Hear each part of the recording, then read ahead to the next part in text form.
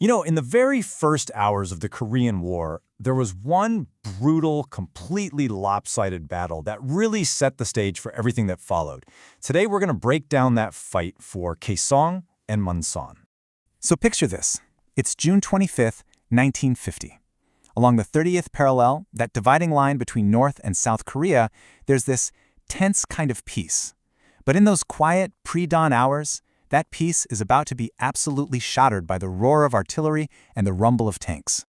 And this gets to the heart of our question for today. What happens when the army that's supposed to be defending a nation's border is caught completely, and I mean completely, asleep at the wheel?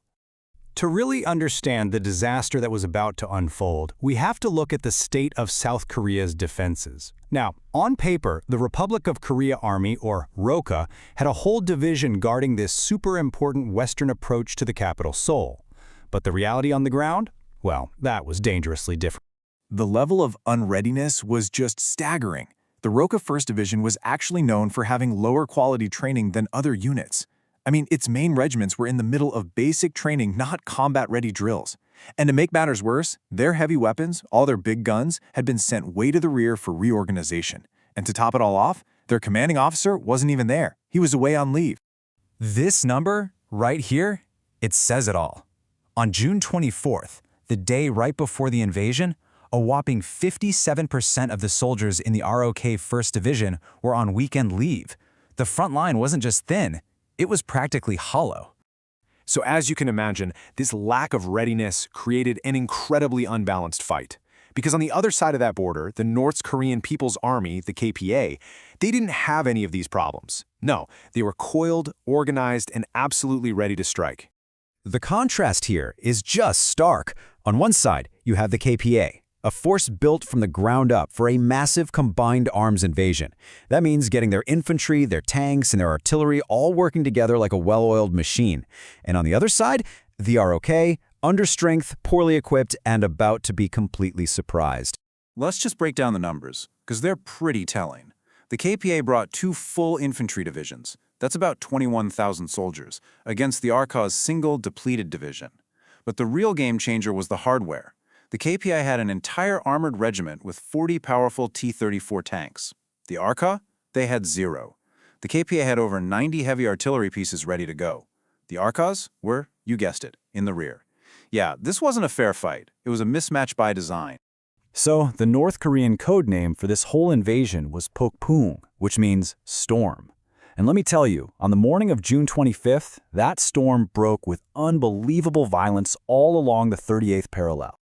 The advance was basically a blitzkrieg. The attack kicks off on the 25th. By the 26th, just a day later, the overwhelmed rocket defenders are already being forced out of the key cities of Kaesong and Munsan. By the 28th, just 3 days after it all started, the entire region had fallen to the North Koreans. And you got to understand, this wasn't some random assault. This was a calculated, strategic move. The whole reason for this attack on Kaesong and Munsan was to punch through the Western defenses and then hook around to flank the South Korean capital, Seoul, from the side, hopefully trapping all of its defenders. Okay, so given the totally unprepared defenders and that lightning-fast attack, the outcome here seems pretty obvious, right? But there's a really important nuance to how this battle actually ended. First, let's make no mistake, the result was the decisive victory for the Korean People's Army. They absolutely achieved all of their objectives. They smashed the defensive line and they opened up the road to Seoul. But, and this is the crucial part, the ROKA 1st Division, even though it was shattered, was not destroyed. These units didn't just surrender or disintegrate into chaos. Instead, they somehow managed to conduct a fighting withdrawal, pulling back while under fire to escape being totally surrounded. They were beaten, for sure, but they survived to fight another day. And that leaves us with a final, really interesting question. This battle was an absolute disaster, but the army itself didn't break. It bent, it retreated, but it survived. So how did this brutal, painful lesson in being unprepared end up shaping the desperate last-ditch defense of the Pusan perimeter just a few weeks later? As it turns out, that survival would be one of the most important turning points of the entire war.